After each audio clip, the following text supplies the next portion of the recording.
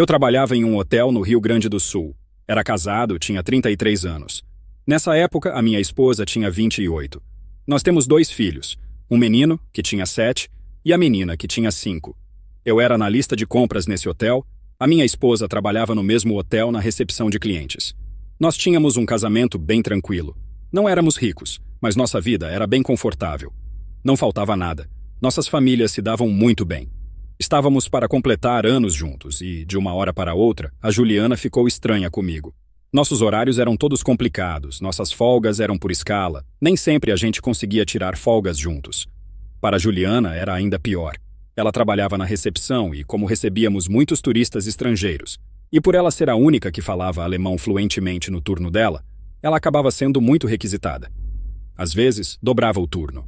A Juliana é neta de alemães, loira, olhos azuis, uma mulher muito bonita, como a maioria das gaúchas. Aqui eu já estava até acostumado com as cantadas que ela recebia, mas sempre fui muito seguro. Até porque, modéstia à parte, eu também sou um cara muito bonito. Eu tenho 1,85 de altura, sou loiro e tenho os olhos verdes. Eu me lembro que na nossa juventude, nós éramos conhecidos como o casal Barbie e Ken, um casal perfeito, como o pessoal falava. Eu sempre recebi muitas cantadas também, mas nunca me deixei levar. A Juliana me bastava e sempre fui fiel a ela. Depois de uns 2 meses que eu tinha percebido mudança de humor e que a Juliana estava se afastando, eu descobri o motivo. Ela me chamou para conversar e disse: "Renato, você sabe que te amo. Eu nunca te escondi que eu sempre quis conhecer a Europa e apareceu uma oportunidade de trabalho para a França. Eu quero muito ir, infelizmente eu não posso levar vocês." Eu fiquei muito nervoso e disse: "Juliana, você tá doida? E os nossos filhos?" Ela disse que confiava em mim e que, a princípio, seriam apenas 3 meses. Depois de relutar muito, eu vi que não teria jeito e acabei aceitando, achando que seria apenas um trabalho. Mesmo depois de 3 meses, quando a Juliana já estava morando fora, eu liguei para ela. Ela me disse que precisava de mais 2 meses.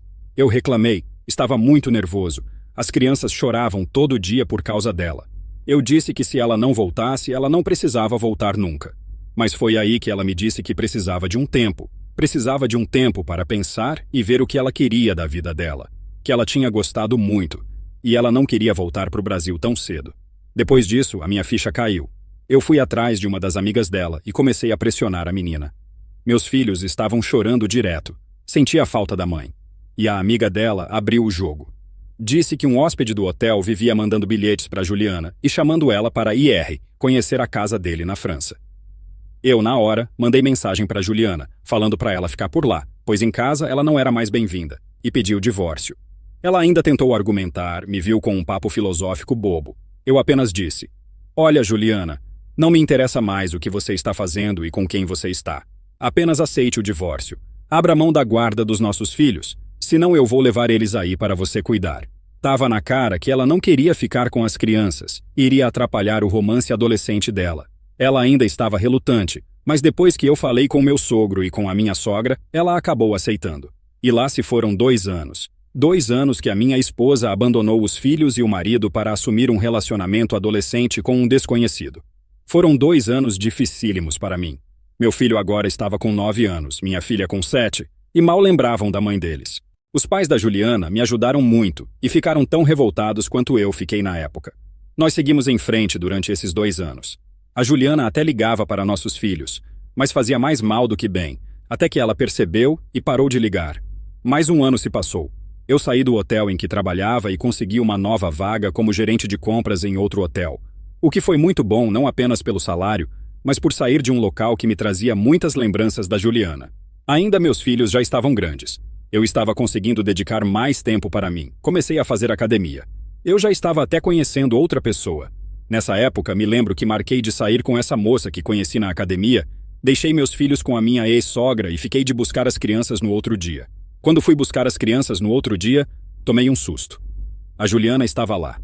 Ela me cumprimentou meio sem graça, estava com a cara abatida, pesando uns 25 quilos a mais e com uma criança de um pouco mais de 1 ano no colo. Já fazia 3 anos e meio que eu não via a Juliana, e ela estava bem diferente. Nós nos falamos bem pouco, eu evitava conversar com ela. Ela pediu para deixar as crianças lá um pouco, e eu fiquei de pegar as crianças só no outro dia. Quando chegou o outro dia, a minha sogra veio falar comigo. Disse que a Juliana pediu para voltar a morar com ela, disse que desistiu de voltar para a França. A Juliana disse que o marido dela era possessivo, ciumento, não deixava ela trabalhar e ainda a traía. Segundo a minha ex-sogra, a Juliana teve que mentir para poder sair da França e vir para o Brasil. Ela teve que falar que o pai dela estava muito doente e corria risco de vida. Quando a minha sogra começou a dar mais detalhes, eu parei ela e disse: Dona Yolanda, a senhora me ajudou muito, e até hoje me ajuda, mas me poupe dos detalhes da Juliana. Eu não quero saber mais nada. Meus filhos vão continuar morando comigo, tá? Já avisa ela.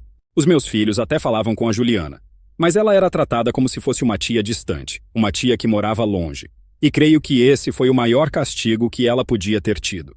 Eles tinham mais intimidade com a avó do que com a própria mãe. No outro dia, eu passei na minha sogra para buscar as crianças. A Juliana viu minha namorada e ficou a cara da derrota.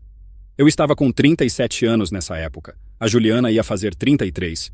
E a minha namorada tinha 27, mais jovem e muito mais bonita que ela. Quando eu estava saindo, eu me lembro que a Juliana ainda disse: Nossa, Renato, que bacana sua namorada. Ela não tem ciúmes de você vir aqui, né? Eu ainda ri e disse: Ciúmes do quê? Ela fechou a cara e entrou. Depois desse dia, ela parou até de me cumprimentar. E ela começou a ficar irritada, pois meus filhos só iam lá por causa da avó, nem ligavam para ela.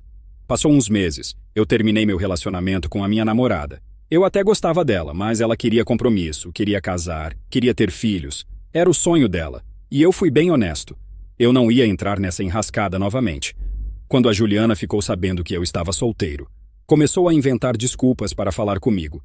Me ligou falando que tinha arrumado um emprego novo, estava trabalhando numa agência de turismo lá da cidade e que agora poderia me ajudar com as crianças. Eu fui curto e grosso com ela e disse que ela poderia comprar presentes, roupas, fazer o que ela quisesse pelas crianças, mas que eu não precisei dela antes e não precisava dela agora. Ela ficou por meses tentando se aproximar de mim novamente, começou a frequentar uma igreja e me veio com um papo de restauração da família. Nesse dia, eu fiquei irritado com o papo dela. Então eu disse: Juliana, se você está me cercando novamente esperando que algo aconteça, que nossa família seja restaurada, pode tirar seu cavalo da chuva. A minha família sou eu e meus filhos. Você se deletou das nossas vidas porque você quis. Você me abandonou com nossos filhos e foi viver seu sonho adolescente. Voltou acabada com o filho de outro homem ainda. E quer simplesmente que eu aceite você de volta, como se nada tivesse acontecido. Ela começou a chorar, fazer drama e disse: Eu sei que eu errei, Renato, mas eu ainda te amo. Se não for pra gente viver juntos novamente, eu vou voltar para a França. Eu disse para ela que se quisesse, eu comprava até a passagem. Ela continuou chorando e foi embora. Depois de uns 3 meses, ela percebeu que não ia dar em nada. Ela pegou as coisas dela e foi embora. Meus filhos nem sequer perguntam mais dela. Ela acabou voltando com o marido que, segundo ela, era infiel e violento. E vai ter que se contentar com ele, pois foi tudo o que sobrou para ela. Se inscreva no canal e ative o sino de notificações para receber novos vídeos. Até a próxima!